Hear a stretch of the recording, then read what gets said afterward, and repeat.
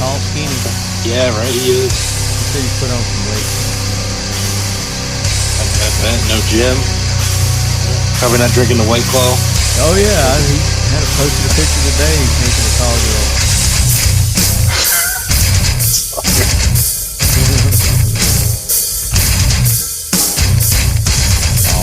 All right, Lead Heads. I'm back. The Talking Lead Podcast. I being Lefty, your host. Your hostess with the mostest. I'm getting, what is it, cabin fever? Is that what it's called, David? Get cooped up? That is what it's called. Yep. Going stir crazy. Really, I'm not, because I'm getting out and about. I'm not abiding by these draconian laws that they're trying to pass and force on us these days. But I'm being safe about it. You know, I'm not being irresponsible. So, I mean, there's ways that you can still go about everyday life and maintain a virus-free environment. So all you guys that are cooped up, appreciate you listening to the show. Hope you caught last week's episode 2. No, it's 3. Is it 300? 344. Lost count. Whoa. Yeah, man. It was a good show. We gave you some tips and tricks. If you are at home and you're getting antsy and you're not being able to go out to the range, which here in Tennessee the ranges are open. You can go and you can go shoot and keep your skills honed and your guns tuned up. But if you want to, and you should do this anyway, you know, if you're at home, you should try dry firing. You know, do your practice, your manipulations, your trigger control, your grip control through dry firing drills. And we had Nils Jonassen on, who is Canic's sponsor, shooter. And we had Adam with Canic USA on as well. And they were sharing some of the tips that they have been posting on their Instagram page. It's quick tips for quarantine or during quarantine. And they're posting those on Instagram, so you guys can go check those out with Nils. And then, of course, the big news was we announced a Canic TP9 SFX giveaway that we're going to be doing here on the show. Next episode, we're going to announce the winner of that. So you go back to last episode, and you're going to find out what you got to do to be eligible to win that Canic TP9 SFX. And I didn't make it easy. You know, you got to work for this, but it's kind of easy. I mean, especially if you're sitting at home with nothing else to do. You're just going to go and watch those videos on their IG, the quick tips. And as we're recording this, I think they've got 6 videos out right now. So you're going to share those videos. You're going to reshare them. And then you're going to tag Talking Lead, Canic, Nils, Century Arms. And then you're going to tell us what each episode is about. You're going to send me an email. Tell me what each episode is about. And then in one of those videos, we've got a little hidden surprise. And you're supposed to point out and tell us what that hidden surprise is. And we make it pretty damn obvious. So watch those videos, share them, tag us, and then shoot me an email, talkingled@gmail.com, and put in the subject, Canic TP9 SFX giveaway, Canic Talking Lead giveaway, something like that, so I know what it is. And some of you have already sent those in. You kind of jumped the gun because when we first recorded, I think they only had 4 videos. So you're missing some videos. So that means you're going to have to send me another email with updated information on that. So if you sent me an email earlier and you missed those other videos that they've just posted, then send me a whole new email. Just don't add to it. All right? It just makes it easier. But yeah, we're going to announce the winner next episode of the TP9 SFX from Canic. Pretty good giveaway, huh, David? Yeah, I'd say it's well worth the trouble. Yeah, I think so. I don't think it's a lot of trouble, though. It's pretty easy. I mean, you're going to learn something. You're going to get some cool dry firing tips and skills from Nils. That kind of rhymes. I don't think we meant for that to rhyme. But and then, yeah, you could be the lucky winner of that Canic. But again, you know, all rules and laws apply, state, local, federal. If you're not eligible, you're not going to win it. So don't expect to. I mean, you're going to have to go to your local FFL to get it, and they'll find out right off the bat whether you're eligible or not. So, ain't going to happen. So, if you win it, just let us know right off the bat. We'll give you an alternative prize, and then we'll do another drawing for the Canic TP9. Speaking of giveaways, David, several months ago, we had organized an awesome giveaway with Kel-Tec weapons, Mission First Tactical, Buck knives, Smith Bradley watches, and Talking Lead. But that kind of got put on hiatus, and I've been assuring them that we're going to do that. We're still going to do that giveaway. We are doing that giveaway. Basically, everything at this point is sitting in my office. The pistol's obviously in the cage. And unfortunately, the last piece, that watch, came in right before we shut down. And we're in the great state of Pennsylvania, and our governor decided to shut us down. And we are excited to get back up and running and to get that giveaway out there. So we're hoping for May. You know, the goalpost keeps moving. Yeah. Information keeps changing. But listeners, it's happening. I can tell you I have everything waiting, ready to go. We just got to be there to put it together, get some photos, and push the button. That's right. And just to remind our listeners of what part of that giveaway, we've got the Kel-Tec CP33. We've got a custom holster that Mission First Tactical has made for that CP33. They're putting a custom... I want to say paint. What do you call that process that you guys do? It's a custom UV ink that chemically bonds to the material, so it becomes part of the material. And we got a custom pattern on there for a truly exclusive, one-of-a-kind holster. Yeah, and then you're doing something on the gun too, right? We are. Well, we hope to. That's another thing we were working on. That's another thing we got shut down. Yeah, so they're working on that too, but once they get up and going and able to open their doors, they're going to get back on that, get it finished, and then we'll announce the procedures for being eligible and entering that contest to win all those cool prizes. So it's the holster, the gun. Smith Bradley Watches has sent one of their watches. I think it's a Springfield is the one that they're sending there. And then Buck Knives sent a nice, is it a fixed blade knife they sent? I've forgotten at this point. It's their classic. So it's one of their classic fixed blades. We think it's a 119, but he'll have to get back in the office and look. And again, we'll send out all the info on this when we get ready to have that giveaway. Did Kel-Tec send a flashlight also? They did. The Okay. flashlight showed up. Yep. Okay. And there was a gift card for some ammo, right, from Fiocchi. That's right. And Fiocchi, I forgot, it's been so long. Fiocchi has a gift certificate for some 22 long ammo for that pistol as well. I think it's like 500 rounds or something like that. So a great giveaway from Talking Lead sponsors and friends of the show. Kel-Tec, Fiocchi, Smith Bradley Watches, Mission First Tactical, Buck Knives. Did I forget anybody? I think you got it. I think that was everybody. Like you said, it's been a little bit. It's been a minute, but that's going to be an awesome giveaway. But in the meantime, you can try and win the TP9 SFX. And like I said, you got one more week, and there may be a couple more of those videos that they put out between now and then. But as long as you get up to the one to where the little special thing is in the video that you got to pick out and find, bok bok. There's a little hint. Then that'll be good. I think that's 6. It's in their 6th episode, and that is posted right now. So talkinglead@gmail.com. Send me your answers, and we will be verifying whether you share and that you're tagging everybody properly also. So go back to that episode 344, and you'll get the proper instructions on what you need to do.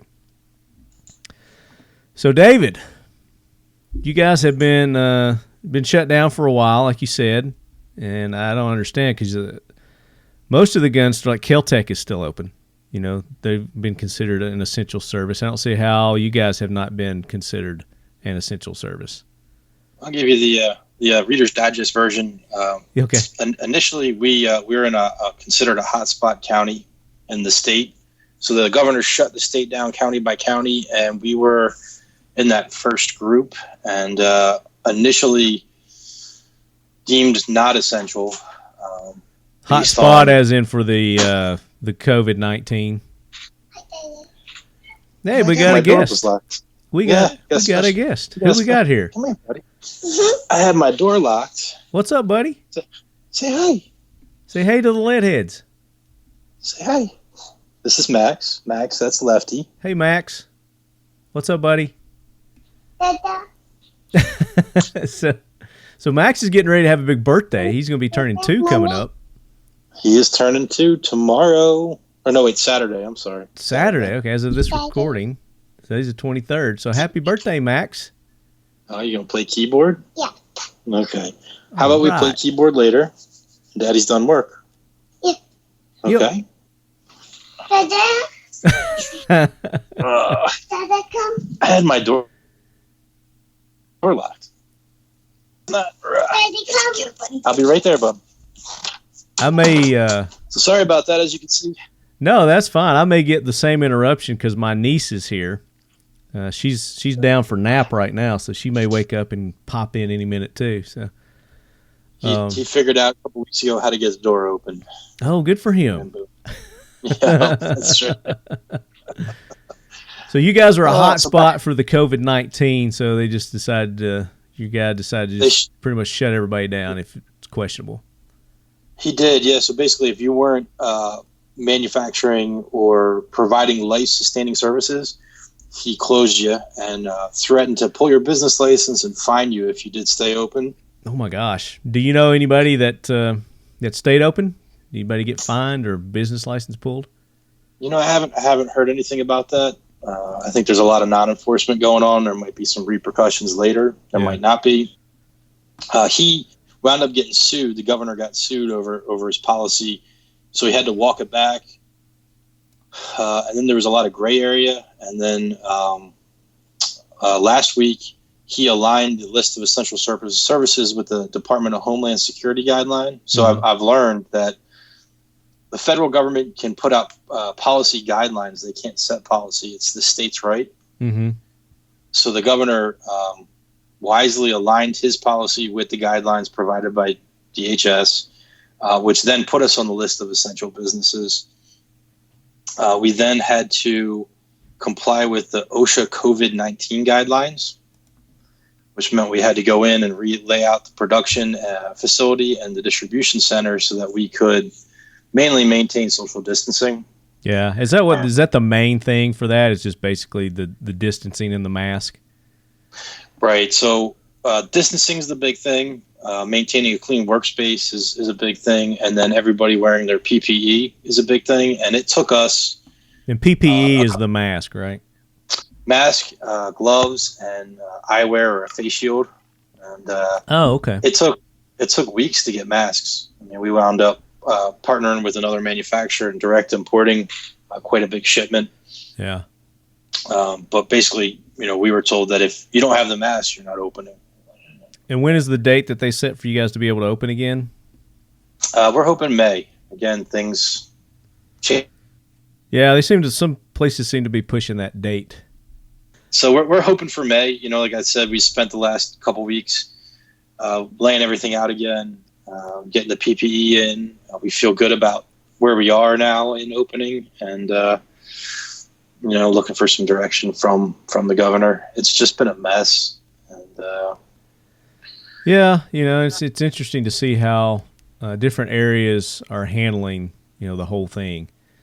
Here in Tennessee, you wouldn't know that anything else in my area here in Middle Tennessee, in the Murfreesboro, Nashville area, that anything else was different, because I go out to like Home Depot or Lowe's or go get some food, and it just seems like business as usual to me. I mean, traffic seems about the same. Of course, when you go in these places, people are wearing the mask, and some are wearing the gloves, but some people aren't. The Lowe's have been set up. They've got the little markers where you stand here in line to distance people out. Nobody's really abiding by those either. There's people in between them, and 3 feet, 6 feet, 4 feet. Yep. But like I was telling you, and I got an email from one of the listeners because I mentioned this on another show. It's like I know people, all across the nation and in other countries as well, and I've called them and talked to them about it. And the first question that I asked is like, have you directly been affected by this, or do you know somebody who's affected by it? Have you got it? You know anybody who's got it, or anybody who's died from it? And they're like, no. I can't think of one person that I've talked to that has 3 degrees of separation of knowledge of someone having it or dying from it. So there's not been anybody that they personally know that's had it or that have died from it. Now, I did get an email from one of you lead heads. This came from, I'll just say Juan R. This is from Juan R. It says, "Dear Talking Lead, I love your podcast and eagerly await every new episode." It's specifically the AK Corner, because I wanted to let you know that I personally know 3 people that have had COVID-19, including 1 fatality, a 43-year-old male, non-pre-existing conditions, UPS driver, husband and father of 2. He lived in New Jersey. I believe the reason you probably don't know anyone personally is because the degree of infection varies greatly by region of the country. And then he goes on to say, I'm curious if you will ever explore the Saiga brand of AKs, their history, and relation to the Russian military. In any event, be safe, fellas, and thank you for the work you do. Juan R. So Juan, I'm not trying to be insensitive about this, but, I do know people all over the world and tons of people in this country. And I've talked to, dozens and dozens and dozens of people, and not one of them, not one, knows anyone personally who has had it, and specifically no one who has died from it. I think the closest is, like I said, 3 degrees of separation to where they knew somebody who got it or, possibly died from it. Now, what you got to be careful of is that they're diagnosing a lot of things that aren't COVID-19 as COVID-19, as coronavirus. Where somebody had a respiratory problem, they're going ahead and saying that the COVID-19 caused that because they may have tested positive for it. But, a lot of these things that they're diagnosing and saying that's COVID-19, the people haven't even been tested for it. So who knows, the stats, you can't believe these stats. So I don't know where you go to get accurate numbers and reporting, because everybody's got ulterior motives as to why they would report it or why they wouldn't report it. So I don't know. But anywho, that's just kind of my personal experience with it. Where are we going with this, David? I forgot. We are going to talk a little bit about some less than lethal options out there for the listeners. Well, yeah, that's going to get us to our main topic we're going to talk to a little bit later on, is we're going to talk about some less than lethal ways that you can protect yourself or that your loved ones who may not be able or who may not be comfortable with a firearm to protect themselves, or just give you some alternative means. If the situation doesn't call for lethality, then there's some things that you can use. And specifically, we're going to talk about pepper spray, which Mission First Tactical, I think we mentioned this a while back. It's been a while, but we haven't really talked about it. And like I was telling you, David, I'd forgotten that you guys even did the pepper spray. So we're going to talk about that. But first, I hear that jackwagon train rolling in, David. So Gunny, bring that train in. Yeah. Hoorah, Semper Fi, do or die, hold 'em high at 8th and I. It is time for the Talking Lead Jackwagon of the Week, so brace yourself, baby. Take care of some jackwagons.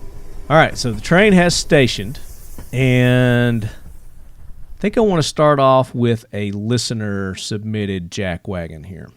And like most things, it's related to our current affairs, current situation. And this one comes to us out of Houston.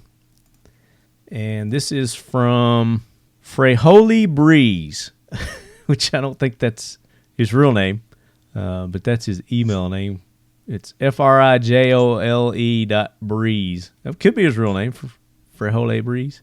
So he says, Houston is not New York City, but it sure seems to want to act like it.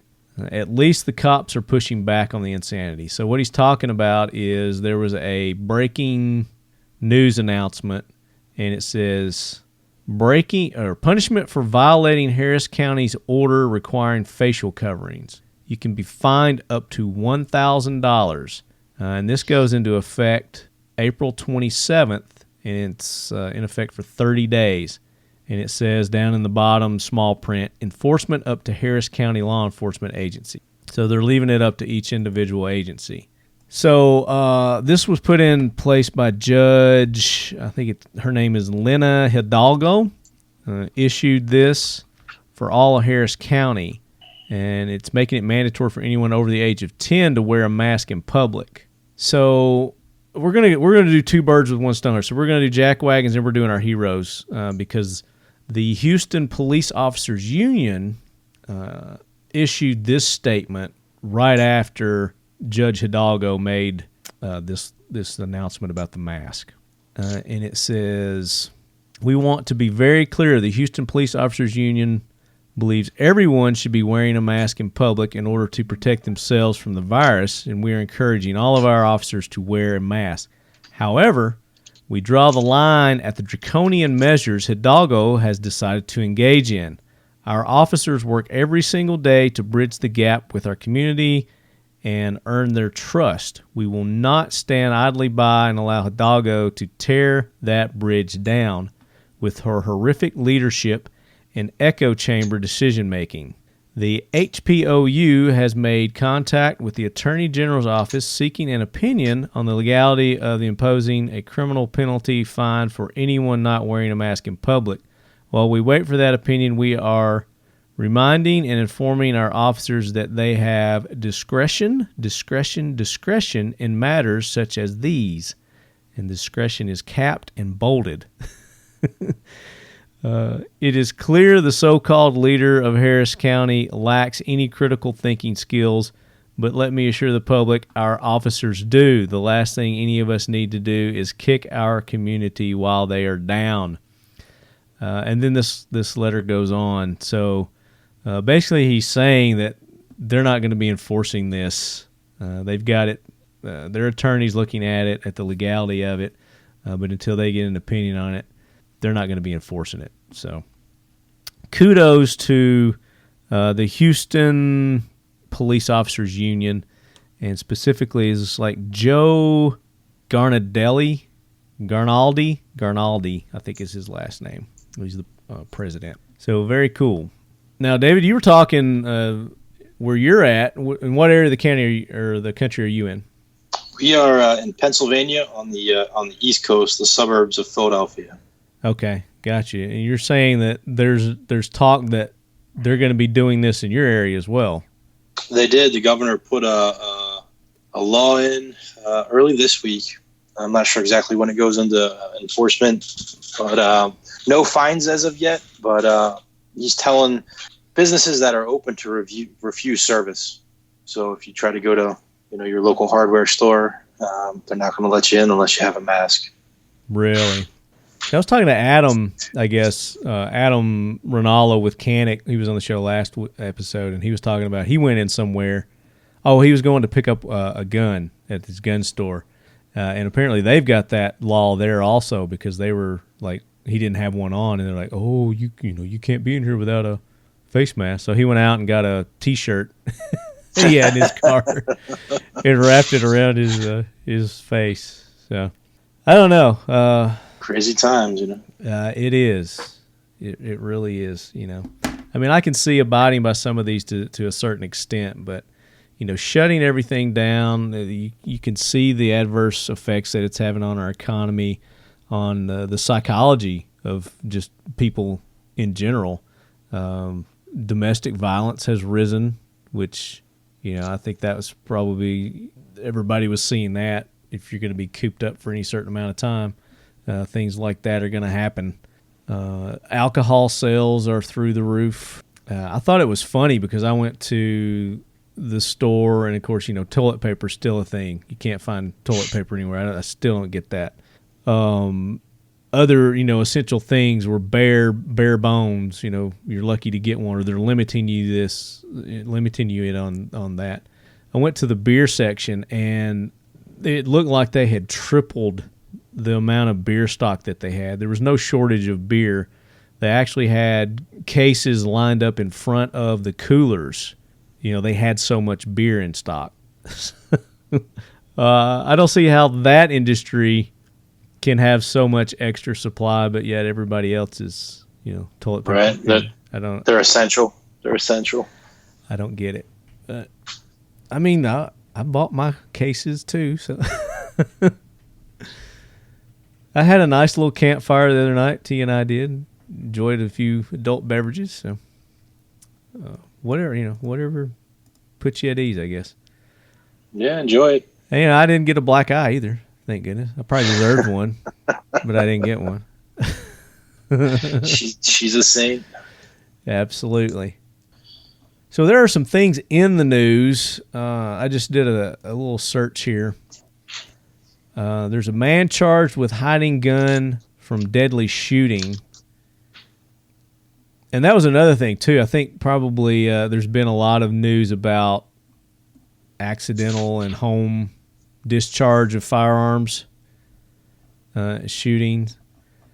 The Indianapolis Fraternal Order Police released a gun safety video for children during this time because the gun sales are so high. And I thought this was very good of them, very proactive of them, understanding. Yeah, a lot of new owners out there. Yeah, a lot of people who, again, haven't been around or exposed to firearms or firearms safety or firearms training. They put out Eddie Eagle. You've heard of Eddie Eagle? I mean, Eddie Eagle's been around for years and years and years. So they put out a video featuring Eddie Eagle for children that promotes gun safety, not necessarily in the home, but just anywhere. And it's a pretty catchy little tune. Like I said, I got my niece here. I think she's probably around 2, about the same age as your boy. And she was into it, man. She was getting into it. They got like a little song and dance, and here, I'll play it right here. Nice. Hey, Indy. Rick Snyder here, president of the Indianapolis Fraternal Order of Police. I'm sure everybody with kids are experiencing it now. They're stuck home and maybe exploring and being a little more curious around the house. Yeah. So and it's a little catchy little tune too, and I had it down. Run away. Tell a grown up. Parar. No tocar. Dejar el lugar y a un adulto avisar. Stop. Don't touch. Stop. Don't touch. Run away. Tell a Run away. When you tell see a a gun, that's no time to play. Stop and turn and run away. Whether here, there, or on a dare. Fly away fast, don't have a scare. Stop. Don't touch. Run away. Tell the grown-ups. Stop. It's funny. It kind of reminds me of the Circle Bar in Las Vegas at Chacho. So stop, don't touch, run away, tell a grown-up is what they're telling kids. So I can't think of a better advice for someone who doesn't know anything about guns to do. I mean, that's probably the smartest thing that you could do is just get away from it. Don't touch it, and then go tell somebody of importance about it. If you are a new gun owner, then you should be out there getting some training. At least get online, do some research, learn the basic safety rules, and then as soon as possible, like I say here, you can still go to ranges. Ranges are open. They've got classes. You can still learn proper gun handling, manipulations, and safety. So if you're going to take that responsibility on, that's part of your responsibility is getting trained and learning on it. I like to tell people I wouldn't hand you the keys to my car without you knowing how to drive it.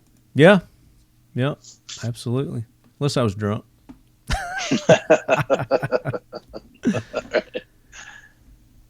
So I mean, I think you'll see a lot of. I was reading this one. Man charged with hiding gun from deadly shooting. This was, well, they're not going to let me read it. They redacted it. I guess I won't read that one then. I hate these sites that I don't know what they want me to do. I think I have to answer a survey before I can read this article. Guess what? Yeah. They can eat a bag of dicks. I'm not doing it. Surge in gun purchases leading to concerns of violence during pandemic. Gun killings in U.S. cities. The scourge not even a pandemic lockdown can stop. So I'm in the suburbs of Philadelphia, and I can tell you that the gun violence has actually increased because law enforcement aren't patrolling and enforcing law the way that they normally do. So it's more of an open season, so to speak. Oh, really? Mm-hmm. So the criminals aren't abiding by the lockdown or the stay-at-home laws, are they? I don't think they're. No, I mean, I'm sure they're using a face mask as they go and shoot somebody. But other than that, yeah, they're not. There are two. This is Chicago. There are two pandemics. Chicago's gun violence persist amid lockdown. So their gun violence is a pandemic, I guess, is what they're saying. But yeah, I mean, there's just article after article here. Man allegedly paints stolen gun gold, gets arrested. Oh my gosh, look at this pretty. He seems pretty happy about it too. Wichita Falls, Texas. I used to call that Wichita, but it's Wichita.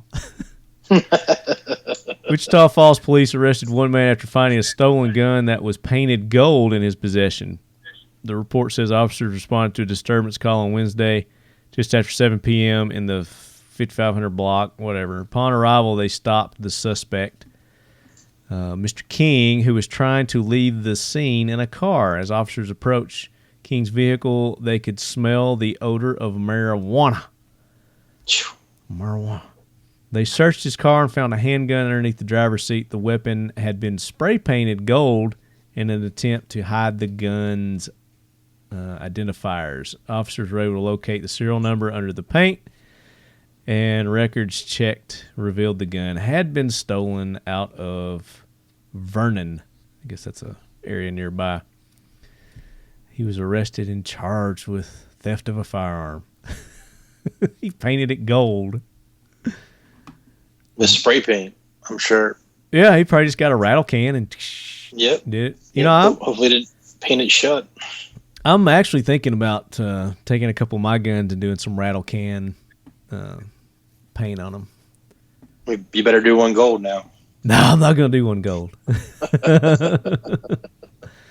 not going to do gold, but I'm going to do some. I got a couple that I hydro dipped, and I want to hydro dip them again, but I've got to take that off before I can redo the hydro dip.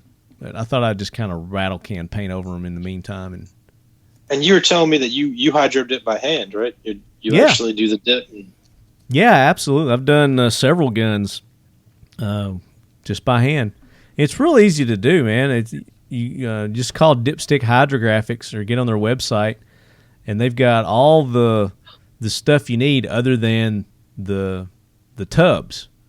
And you can go to Walmart and buy one of those big storage plastic containers, and you can do your hydro dipping in that.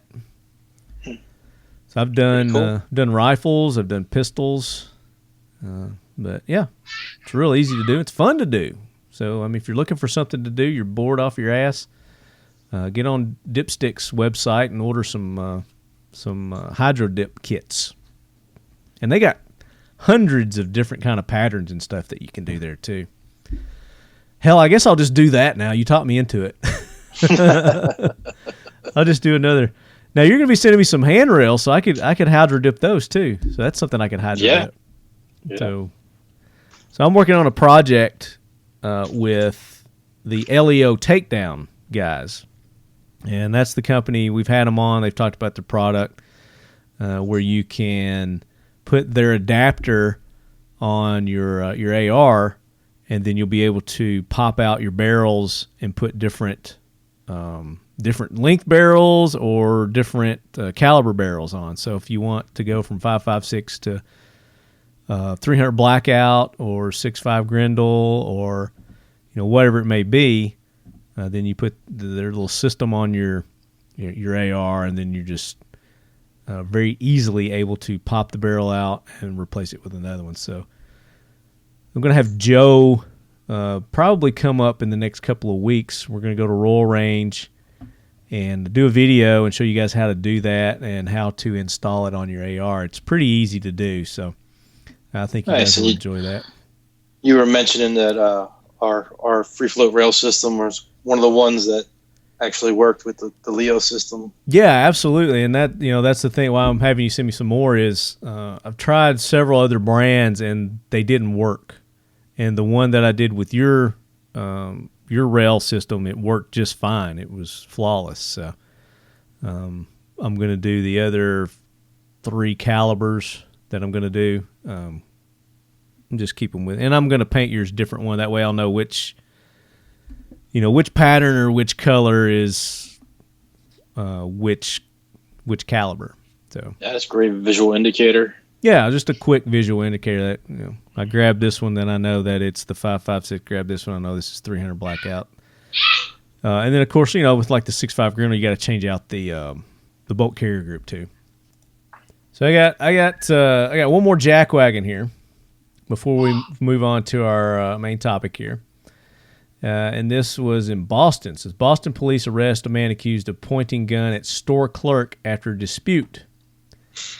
A Mattapan man, Mattapan, I guess that's a town there in Boston, was arrested after police say he threatened a store clerk with a gun on Wednesday in Boston. Officers responding to a person with a gun on Huntington Avenue found a store clerk who said a customer threatened to shoot him after learning that the smoke shop portion of the store was closed.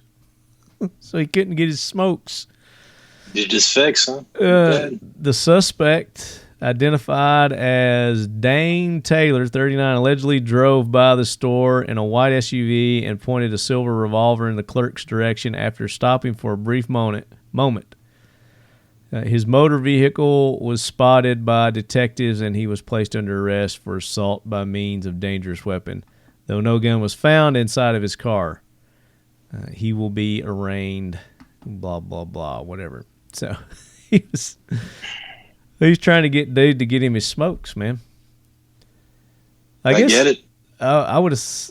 It says smoke shop, so I don't know. Right. What was he buying? Yeah, the smoke shop portion of the store was closed. I can't imagine that they would close. Why wouldn't they keep that open too? So I guess water pipes aren't deemed essential for quarantine. I guess not. But it upset some people. But anyway, there's the internet is full of ridiculous stories, like people getting upset because places are closed and they're taking it out on the employees, and it's just ridiculous. They got no control over that. They're just there doing their job. They're just thankful they got a job to go to. Yeah. We should be thankful they're showing up. Absolutely. So praise your local smoke shop employee. Don't threaten them. That's right. All right. So I guess that's it for the Jackwagon train right now. But you guys, send me your nominations, your Jackwagons, your Lead Head Brigade Heroes, talkinglead@gmail.com, and put in the subject Jackwagon or Lead Head Brigade Hero, whichever it is. Or if you're sending me both, like Frijole did, or Frijole, Frijo. How do you say that? Frijole? Man, I'm the wrong. I'm the wrong guy. That's why I haven't said a word. You go ahead. He may want to remain anonymous. I don't know. He may be with the Houston Police Department. But anywho, send them in. We'll read them on the air, and we'll have a good time with it. Heath likes everything about the great outdoors. He's a lot like us. Whether we're bow hunting in the backcountry or plinking in the backyard, we want to enjoy each experience to the fullest. Kel-Tec's 22 caliber P17 is Heath's go-to pistol for a good time, on the range, on the trail, and anywhere in between. weighing in at only 14 ounces with a full magazine. Its compact size makes it easy to conceal or tuck away in a small pack, pocket, or space. It comes out of the box ready with a fiber optic front sight, a threaded barrel, a Picatinny rail, and a price point for any budget. With 3 16-round magazines, it's ready for hours of pure unadulterated enjoyment. It's easy, it's affordable, it's accurate, and it's a damn sweet marvel of plinking innovation. The Kel-Tec P17. It's more bang for less buck. All right, let's get into our main topic here, David. Less than lethal means of defending oneself. And this kind of came to me the other day. I was at my mother's house. My mom's around 77 years old, in great health, but she's diminutive. She's very tiny. She might weigh 70 pounds sopping wet. Less than 5 feet tall. She's a freaking hobbit. So a gun, especially a fully loaded firearm, is kind of heavy for her and hard to manipulate. And I was just trying to go over some basic, gun handling techniques and maneuvers with her, and I just decided that it's safer for everybody if you don't use a gun, Mom. So, but there are some guns out there that I could get her. I'm looking into that. But in the meantime, we're looking at some other means, and pepper spray. First thing that came to mind is you definitely need to have some good, potent, effective pepper spray. And then it dawned on me, I forgot that you guys were doing the pepper spray. I was like, hey, David's got some pepper spray. Maybe I can talk to him and he can give me some tips on some things. And that just kind of led me to other things that people could use as less than lethal means for protection. And before we get into the pepper spray, David, what are some things that come to mind that you can think of that people could use for less than lethal means of protection? As you mentioned, pepper spray, tasers, batons, stun guns. And of course, all these things are state specific too. There's each state's, check your local laws and whatnot as the legality of you using or carrying these types of devices. But batons, and I don't think batons are legal in most places unless police officers, obviously, yes, they can use them. I've seen these things that are called whips, which it's not like your Indiana Jones whip. It's not a bull whip kind of thing. They're more of like a 12 to 18 inch long antenna. Kind of looks like a flexible antenna. Ooh, that'll smart. Right? Yeah. And it's got like a little metal bead on the end of it. And that'll leave a mark.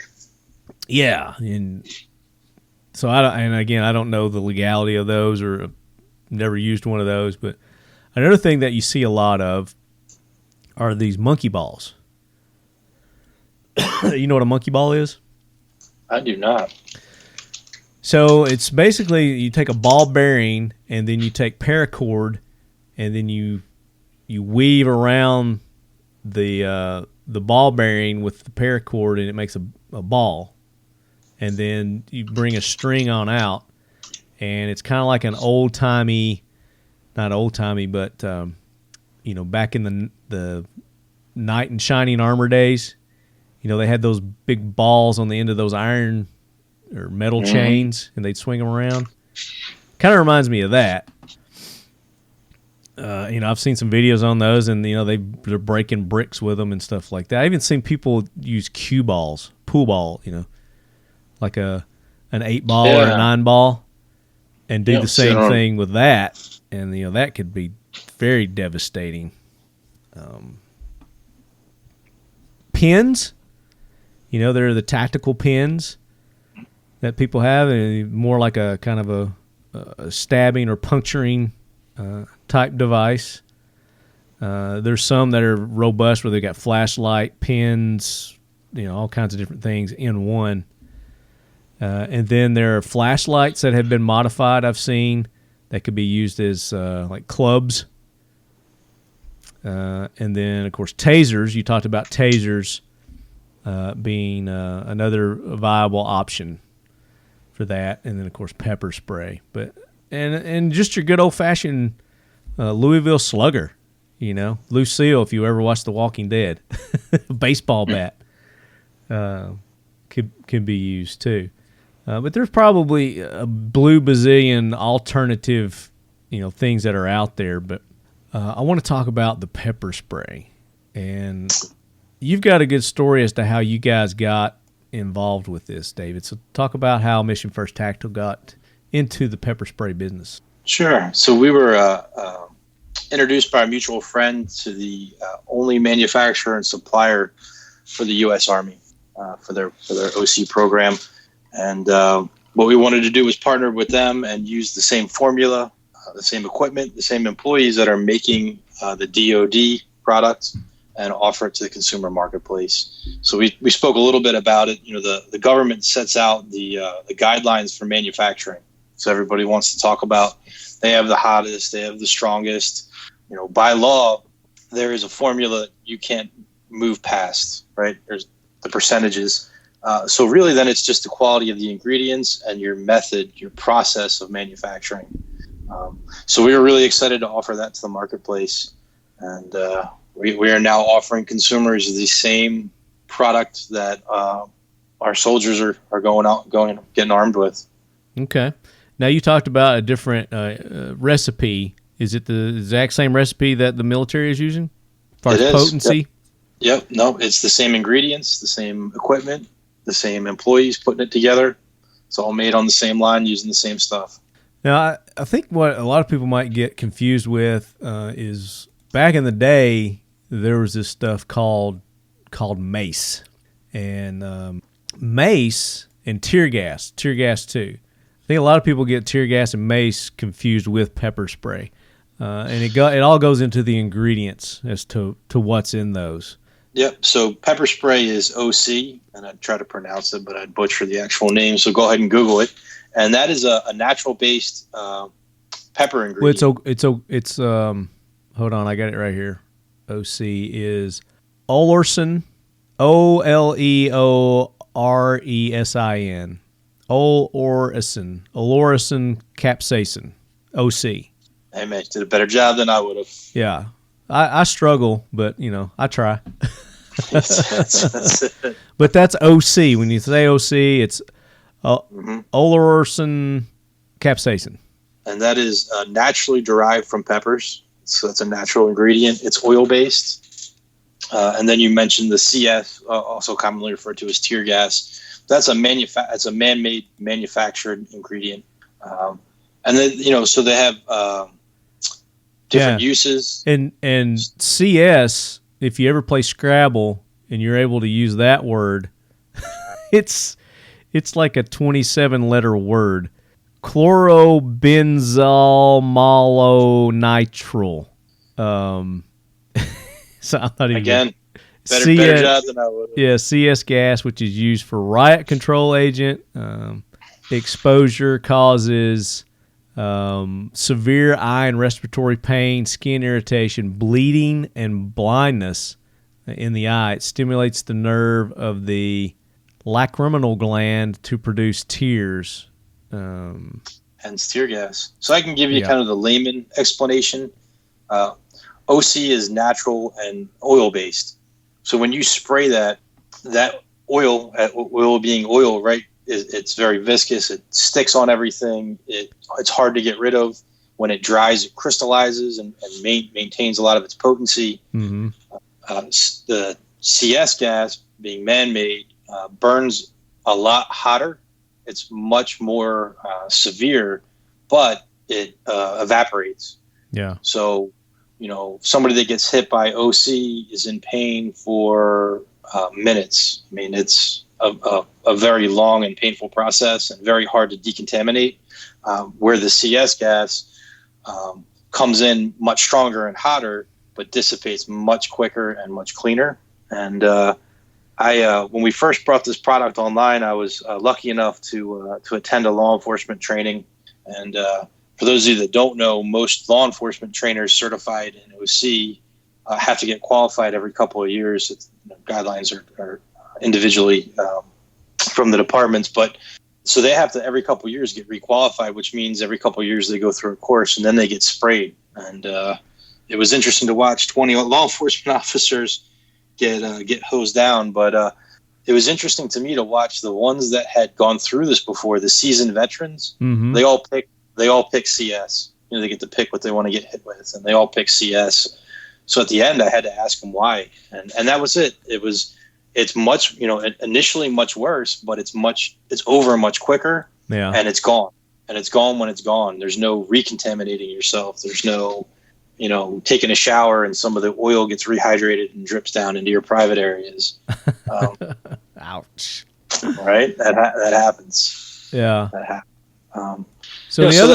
The other one we're talking about was Mace, and Mace is a brand, and it's kind of one of the original, I guess, tear gases. It was developed in the 60s, and it was the first commercial product of its type.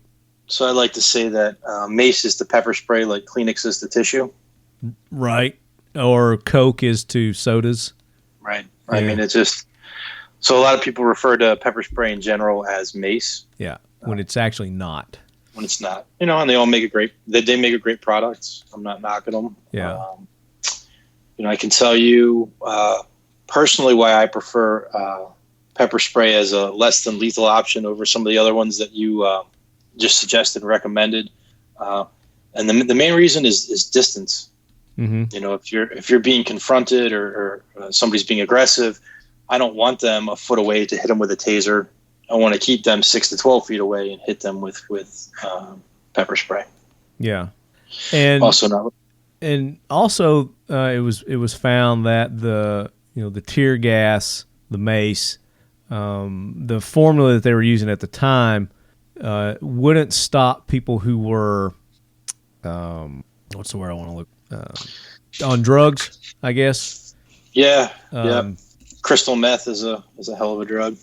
Yeah, but with the pepper spray, which is using the olerescin capsaicin, the OC. Just call it OC, baby. That's using the OC. The OC, like because it's oil based, and the potency of it would put the people down. Where the other stuff, people would just suck it in and just keep coming, and it wouldn't stop. I'd love to do a little myth busting here too. So, everybody's watched the movie where the guys... Oh, wait. So now it's time for the Talking Lead. Facts to fight the myths. And David's going to bust a myth right now. So go ahead. So everybody's watched one of those movies where the bad guy, sprays the pepper spray in his mouth and he's, it doesn't faze me. I'm used to it. Uh-huh. I'm 100% inaccurate. One of the individuals we work with is, I think, 30 or 40 years into the industry, and every now and then you get cross-contamination and you get hit with a little bit of it, and it's just as bad today as it was 30 years ago. There's no getting used to it. The only thing that you can do is train for it and not panic when you get hit by it. Yeah. But you know what's coming, you know what to expect, but it's just as painful. Yeah, and that's the thing that is like I can't see why they would make them do it, but now I understand that, and because you could get this when using it, you could get this in your own eyes, or it could be used against you. So you got to learn how to react to it. So unless you're actually hit with it and know exactly what the effects are, you're not going to be able to react to it and counter being sprayed by it. Yep. We sell training units filled with water, so I highly recommend, especially if you're buying this for a loved one, younger person, to get the water-filled trainer just so it's not a surprise the first time they use it. That there are some rules to follow. There's training for everything in life, and I think to your point, Marty, the most important one is. If it's a windy day, don't blow it into the wind so it blows it back in your face. Yeah, I mean, just kind of use common sense. But again, like with anything, you want to practice. You want to be able to. So you want to know the distance that you're going to be able to use it at against different wind conditions, different climate conditions. When you should use it safely, when you won't be able to use it safely. If there are other people around, the splatter effect. All kinds. And know the law. It's even though it's less than lethal, if you spray somebody, you better call 911 and get a report going. So I hope you're justified in using it. And that goes to the other point we had talked about. I carry a firearm most times, and lethal force isn't always warranted. So I don't typically carry pepper spray on me, but it's on my wife's stroller, in her purse, in the car. If I have to use that, and that's what I should use, and use less than lethal force before I use lethal force, that's what I'll do. Yeah. And you gave a good example of that is, as you're walking around downtown areas or depressed areas of town, there are people that are out there that are mentally incapacitated, mentally challenged, not in their right minds. And, they may just be very aggressive and don't deserve a lethal deterrent. Non-lethal, the pepper spray is a good deterrent to get them away from you, get them away from your loved ones. And then, like David said, you're going to want to call the police and make a report on that because, as anything, lawsuits are very prevalent, and you want to make sure that your ass is covered and that you get it on record as to why you had to use that or whatever. So, and there are different laws in different states, in different areas. So, check the laws where you're at and see if it's okay for you to use or own or possess OC spray, pepper spray. Yep, every state's different. So the Scoville heat units, and Scoville is a measure of unit for measuring heat. So and it goes from 0 to millions of different Scoville units. So go ahead. So Scoville is an older subjective method. We still advertise it because people know it. Mm-hmm. Kind of like lumens and flashlights. Yeah, absolutely. And candles are lumens. Yeah. Yep. Really, no science behind it. What I would recommend people watch is the TC. That's the test. And that the Scoville units. That's kind of a common way that they measure the intensity, I guess, of a pepper. And you've probably seen them on bottles of hot sauce and whatnot. The federal government makes no mention of Scoville heat units or OC in their requirements. Only CRC, only for break attack deterrent spray. But there are countries and a few states within the U.S. that do mention OC limitations. Some manufacturers may show a very high percentage of OC, and although OC is the active ingredient within the formulation, it does not indicate pepper spray strength. High OC percentage also indicates that a spray has more oil content, which can possibly use lower grade pepper oils, or lower grade capsinoids, the major CRCs, and also has less ability to soak, penetrate the skin than a formula with less, but higher quality pepper oil because oil has hydrophobic properties. Right. So what's more important than the OC content is the total capsaicinoid content. Okay. And the MC is the major capsaicinoid test. It's an actual lab-based science test where Scoville heat rating is more subjective, usually determined by a group of people that test the product. As we had talked about before, it's different. It's just a different quality, right? You can buy inexpensive, as you just mentioned, ingredients that don't perform as well, or you could buy very premium products that are high quality and perform very well. Because of the DoD contracts, we ensure with lab testing that the highest level and quality of ingredient is used for the best performance. I was trying to find a little Scoville unit measurement here. So the way it was explained to me, and I don't know if it's 100% accurate, is that the system was developed forever ago And, if you, let's say you make a hot sauce and you want a Scoville rating, Mm-hmm. you send it to them, you pay for the test, and 6 people sit around a table and, taste it, and then, decide that this is the range that it falls within. So there's this YouTube channel, and the guy has like a talk show. But during the talk show, they eat hot wings, and they start off with like mild hot wings, and then as they go, they get hotter and hotter and hotter. Have you know what I'm talking about? No, sounds like fun. It's pretty funny because, I mean, they get into like some extreme heat stuff. Like, the Scoville, we were talking about the Scoville, and I think that's how they measure it. But it goes from 0 up to, millions of Scoville heat units, which, I mean, you can imagine, it'd probably take paint off something when you get that high. It's called First We Feast. And, he gets famous people on here, like Kevin Hart, Will Ferrell, Gordon Ramsay. I saw one with, what's the guy's name that makes his titties bounce up and down? Terry Crews. That's his name. Oh, yeah. Debo. Yeah. Hilarious. But, I mean, these things get so hot that they actually start getting, they start hallucinating. That this stuff gets so hot it affects your brain. But I've only watched a few of those. He's got a lot more since the last time I looked. So that's a funny thing if you guys want to go and see how that affects you internally. Just imagine getting that shit in your eyes. It's crazy. Just imagine taking a poop after. Oh God. Oh Lord. Yeah. So you guys offer the pepper spray. So talk about the products that you have, the delivery systems. I think that's probably pretty important too, or the different types of delivery systems that you can get for these pepper sprays as well. Yeah. So typically on the consumer market, you have a spray and a gel, and there's benefits and drawbacks for both. And it is important to understand. So where a spray shoots a little further, the spread of the spray opens up a little bit bigger, so your aim doesn't have to be as good.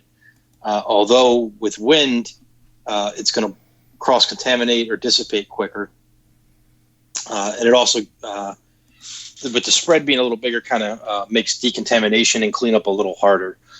So a lot of law enforcement agencies have moved to gel for that reason. So the gel does what you think it would. It kind of helps contain it. Doesn't shoot as far. You have to aim a little bit better, but the gel sticks and stays on stuff. We've seen in prison systems they've started to move away from gel because the inmates who are, become professionals at being sprayed will wipe the gel off and throw it back at the officers.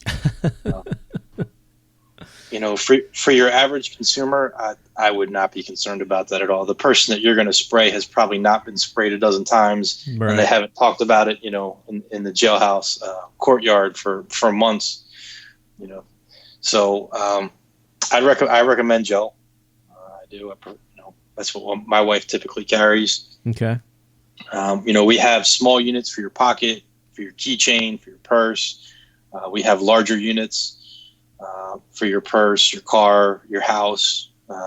With everything going on here, we have what's typically referred to in the industry as a Mark III. So it's 2 ounces of liquid that shoots about 18 feet. So I have one of those by the front door. And as I'd mentioned, we have one on my son's stroller, and that's not just for people. That's maybe for an aggressive dog. Right, and that's a good point. This doesn't necessarily have to be for people, for humans. It could be used for use against animals as well. And I know a lot of people. I don't say a lot of people. I know that it's common that pepper sprays are used against bears too. So they have they have a bear spray product. Different formula, yeah. It is. So believe it or not, if you want to develop a pepper spray for human beings, you basically just have to hit the guidelines and you're good. If you want to develop a pepper spray for animals, it's a different department, and it takes thousands of dollars of testing and years of development to get that approved. Yeah. And you guys aren't there yet with that. You don't have the animal product, right? We do not. We're in process. Okay. So to be 100% clear, the product that we manufacture and develop is meant for human beings, although it will probably work on just about anything that you squirt with it. Yeah. And you talked about guidelines for humans. What are the guidelines? Because from what I've read, just a little bit that I've read about it, the amount that you can carry is limited. And then, of course, I guess the potency is limited as well, right? Sure. So the amount that you can carry is determined by your state. So I'd tell you to look up your state laws. What's the most that you've heard that a state will allow you to carry? Do you know that? What's typical? What's average? Typically, so most states actually don't have any regulation. The few that do, they want you to keep it 2 ounces and under is typically what we see. Okay. A 2 ounce can is pretty big. Which is why you do the 1.8 just to keep it. No questions, right? Yeah. Yep. Pretty much. It's just keep it easy for everybody. We do some bigger units for law enforcement. There are some states that allow it. Like Mark 9s or 14 ounces. Mm-hmm. I mean, you're talking about pretty sizable cans. Yeah. And I saw them. You had them on display when we were at FLIOA, and imagine a fire extinguisher. A small fire extinguisher, and that's about the size you're talking about there. Yep. So they have a 2 ounce Mark III or a 4 ounce Mark IV.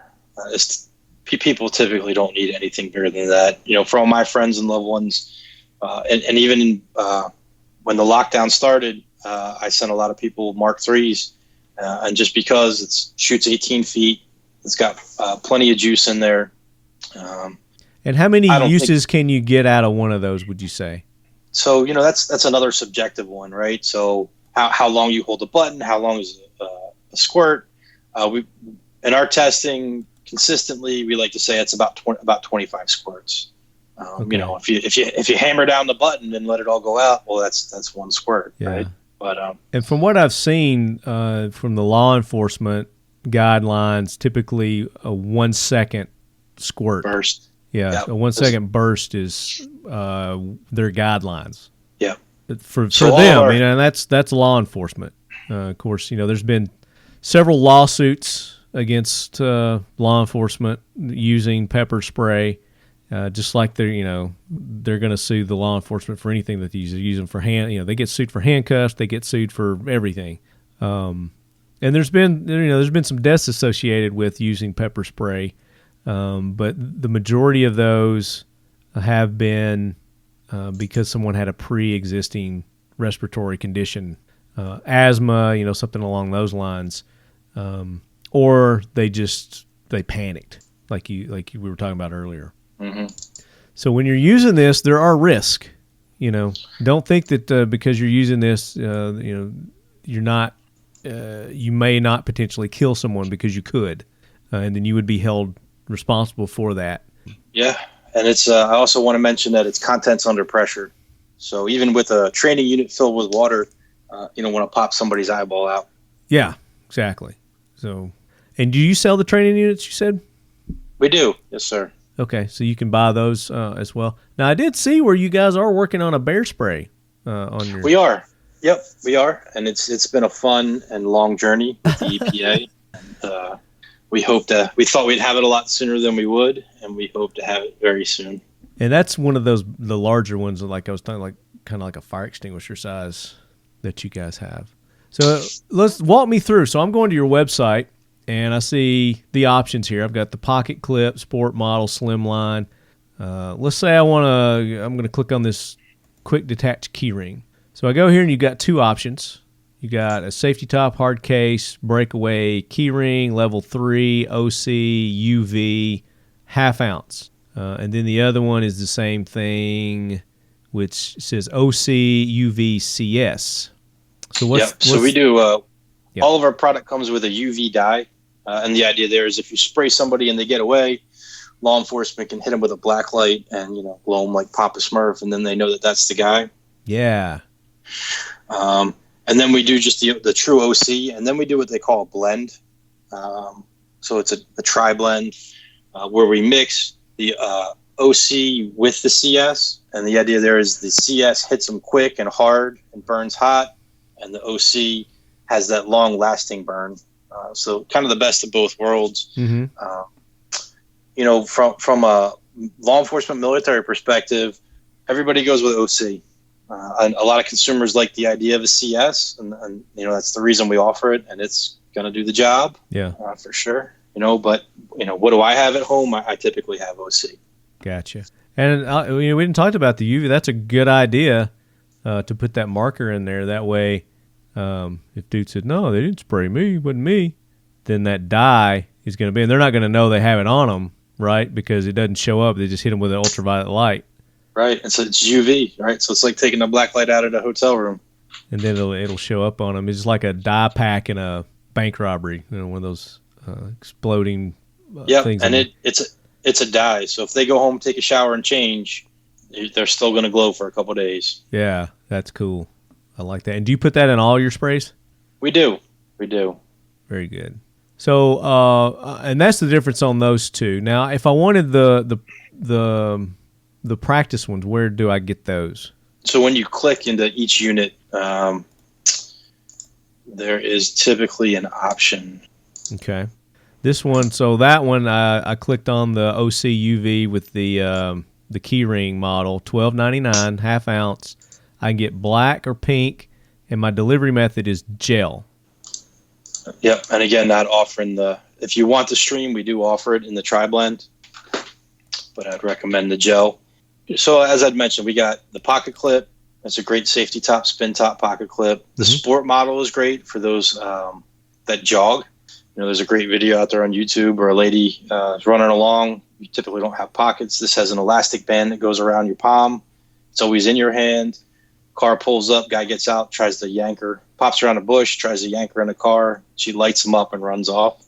And then we have a slim line and a hard case. Basically the same unit, just one's a little bit bigger. And that's great for your keychain or to keep in your purse. And, as you mentioned, we got them in black, we got them in pink, got them in the tri-blend, stream and gel. Breakaway keychain's a great one too. And then that Mark III that I had mentioned, that's the bigger unit that, great for a car. It'll fit in a purse, great for a nightstand or entryway table. Or And that's the one that's got the practice unit on it. I see. Yeah. I see there you get, it's coming soon, I guess. The image is coming soon. Oh, the image. So it's there. That. Okay. I got you. Yeah, you can buy it. You can buy that, and that's the one that'll have the water. So for my mom, I would probably get her this Mark III tactical flip. I would. That's what I'd recommend. She's not very active. She's not really going a lot of places. No, she's very active, and she goes a lot of places. No kidding. Yeah. Good for her. Oh, no, she's very active. I thought you mentioned she was in a home. No. She so when she's at home. Oh, at home. Yeah. Oh, great. Wow, good for her. So yeah, that Mark III would fit great in her purse and in her car. It's got a bigger, really easy to activate because all you do is slip your thumb or your index finger in and depress the button, and it's got a nice big wide pad. I don't know how she has any dexterity issues now that she's getting a little bit older, or strength issues. Well, that's the whole, the whole thing was the strength issues as far as, she's not, there's no way she could do a, semi-auto where she's got a racket, so she would have to have a revolver or something like that. And even then, I would have to have some trigger work done for her. Check out that EZ9 from Smith & Wesson or EZ380. I know a lot of women like it because that slide is like super butter. Easy. Yep. Yeah. But for her, stream or fog for the delivery method? Do you think stream? I think stream. Yeah. So fog is kind of like a shotgun approach, and that's typically for law enforcement. It's like room clearing stuff. Yeah. Outside, the wind is going to greatly impact it, right? Because it's like a mist that you're spraying out there. Right. Now that practice unit, does it come? Is it a stream or is it a fog? That is a stream. Okay. So I definitely want to get her one of those. I probably want to get her like 3 of those because I really want her to practice a lot before she uses something like this. Yeah. So I would get her like 2 or 3 of the practice things to get her good and proficient, and then present her with, all right, this is the real stuff now, Ma. Right. Don't practice. Yeah, don't practice with this one. This is the real stuff. Very cool. So there you go, guys. That's in a nutshell.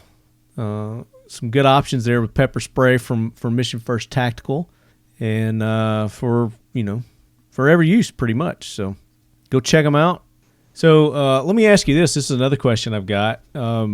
So let's say I get some pepper spray, and I've got it, and it's in the car, or I've got it in the house, or wherever, my purse, and it's been a year and I've had it in there. What's the shelf life of these things? So 4 to 5 years is the shelf life. Oh wow! There's a lot of There's a lot of videos out there too where people test really old OC, and it still works. So I learned this as well. Although the OC does start to break down and lose potency, the real issue that you have is that in any aerosol can, there's micro leaking. So the propellant that's in there, forces the liquid out, makes it squirt. Exactly. It slowly starts to leak out and dissipate. So the real risk is not so much that the OC loses potency; it's that you're going to go to hit the button and all the gas is gone.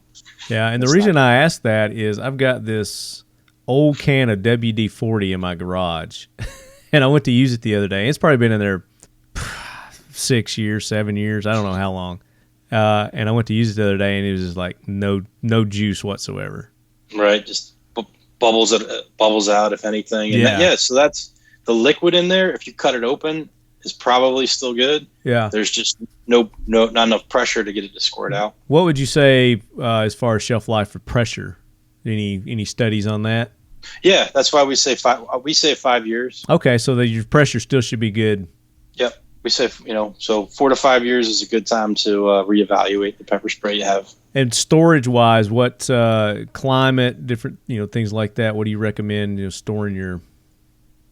So it's heat really is a problem, as in any pressurized gas. Yeah. Right. Pretty much same rules apply. Yep. We ship this stuff. It goes ORMD, not because of the pepper spray inside it, because it's a pressurized gas. Yeah. Very good.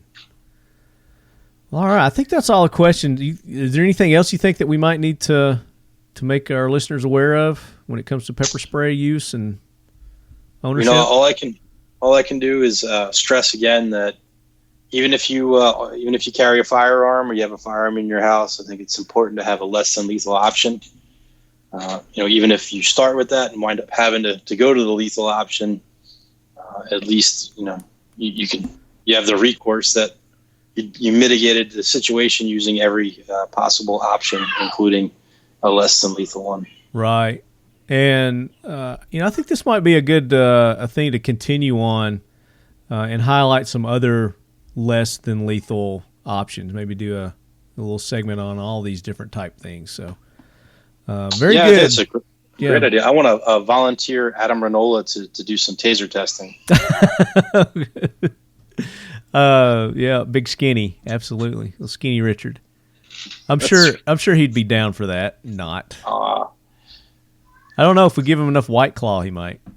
That's right. Well, we got to give him the White Claw first, and then get him to agree to it, and then remind him in the morning. Buy him a case of Tall Girls, and that's right. But no, that's very, very good information. So, like I mentioned earlier, I mean there are all kinds of other less than lethal. I just wanted to highlight the pepper spray. Kind of kick this off. Maybe like I said, maybe we'll do tasers another episode. Get into some tasers and some of these other options as well. But David, thank you so much for taking the time to be on. We greatly appreciate it, and appreciate everything that you do for the Lead Heads. And guys, go to Mission First Tactical's website. Are you guys still doing web sales, or is that shut down now too? That is unfortunately shut down too. But I'll tell your listeners to get in the queue. If you need or want something, get in the queue, and we're going to be shipping here next month. Yeah, so we've got the tactical dump trays that they're making for us. We've got the tactical wallets that you guys can get the Talking Lead logos on, the AK corner, and then, of course, they can custom do with that magical art system they've got. I still don't know what to call it. Injection molding ink stuff.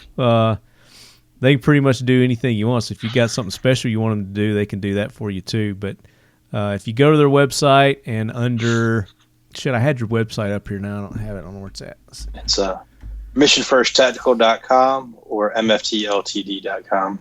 Yeah, go to that website and under limited edition. It's the very first tab at the top. You'll see that they've got magazines, they've got those wallets, they've got the dump trays. That's where you're going to find the talking lead wallets and dump trays there. I see you did one for PDN too. Look at there. Yes, sir. Pinkus got a hold of you. Yes, sir. But yeah, go there and you can, like I said, you can get in line. You can even get a milk chocolate magazine replica. I mean, you just missed out on Easter for those. It would have been perfect for Easter. Yeah, usually we do a big push for holiday, and then Valentine's Day, and then Easter. And of course, Easter was during the lockdown. Yep. Yeah. Damn it. Unfortunately. And then, of course, what they're known for are their holsters. They're out of the waistband, in the waistband, the minimalist, their mag pouches, and you've pretty much got most of your major firearms covered under your holsters, right? Yes, sir. Brand-wise, so Glocks, 1911s, Smith & Wessons, and maybe soon they'll have the Kel-Tec CP33s, this custom one that you did. That's right. We got a one of a kind that we could try to produce. Yeah, you need to see. Have you got it? Has it got the ink on it? It does. It does. Okay, send that to me. I haven't seen it yet. I thought I did. I apologize. I'll get that over. You sent me the pattern of what you were going to do. You just didn't. You didn't send the finished one. Right. You know what? Because I was. No, that's fine, dude. I understand. Yep. I had it slated to go to my art guy. We were gonna meet and get some professional photos done, and we had to cancel that. Yeah. Because of the COVID. So go and support those like Mission First Tactical that make this show possible. Kel-Tec, we just mentioned them, keltecweapons.com. Still trying to get those guys on. They haven't been shut down. They've been very busy. They're still working.